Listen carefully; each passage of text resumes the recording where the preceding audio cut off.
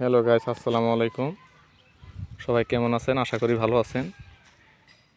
এখানে কিছু কাজ দেখতেছি অনেক দিন থেকে। রাজদুল ভাই যেন কি করতেছে, এখনও যেন এই যে মাটি তৈরি করা হচ্ছে, কিসে যেন কাজ করা হবে।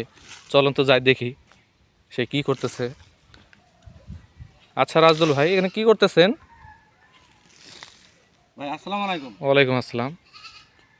ভাই আমি এখানে অনেকদিন ধরে এই মাটি তৈরি করতেছি।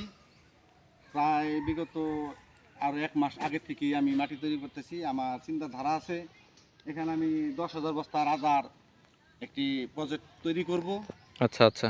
সেই ক্ষেত্রে আমি এখানে বাইরে থেকে এখানে লাল মাটি ছিল, বাইরে থেকে এখানে আমি 17 গাড়ি বালু ফালিয়ে মিশিং দিয়ে বড় ট্রাক্টর মেশিন দিয়ে হাল দিয়ে মাটি আমি তৈরি করছি। আচ্ছা আচ্ছা। এখন আমি এই যে গোবর দিতেছি।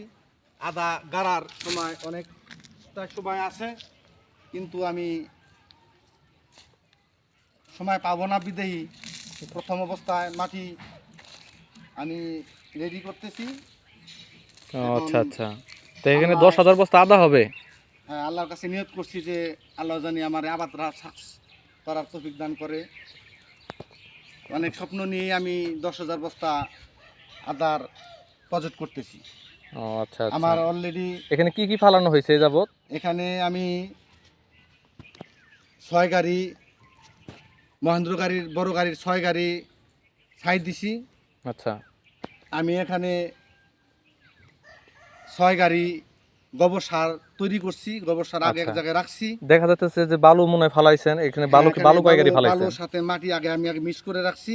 বালু কয় গাড়ি ফালাইছেন? বালু ফালাইছি আমি 6 গাড়ি। আচ্ছা, আপনার জমি কতটুকু আছে? জমি এখানে আছে আমার, এখানে আছে আপনার প্রায় 28 শতকের মতো। আবার ওইদিকে আছে আমার, আচ্ছা আচ্ছা, ওইদিকে প্রজেক্ট আছে আপনার? হ্যাঁ ওইদিকেও আমার প্রজেক্ট আছে। আচ্ছা আমার 3টা জায়গায় প্লট, 3টা জায়গায় প্রজেক্ট আছে, ওইদিকেও আছে। আমি একে একে এক সাইড করে আমি গোবর রেডি করে ছিটিয়ে যাচ্ছি। আচ্ছা। এটা গোবর ছিটানোর পরে সার সার সব কিছু দেওয়ার পরে মাটি হাল দেওয়ার পরে কি এটাকে বস্তা উঠাইবেন?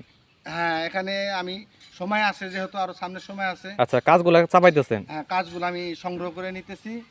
আমি গোবর এইভাবে ছিটিয়ে, যে গোবরটা আমি আগে তৈরি করছি, তৈরি করে এভাবে ছিটিয়ে আমি সমস্ত ক্ষেত্রেই মাটি ছিটিয়ে পরে সার দিব।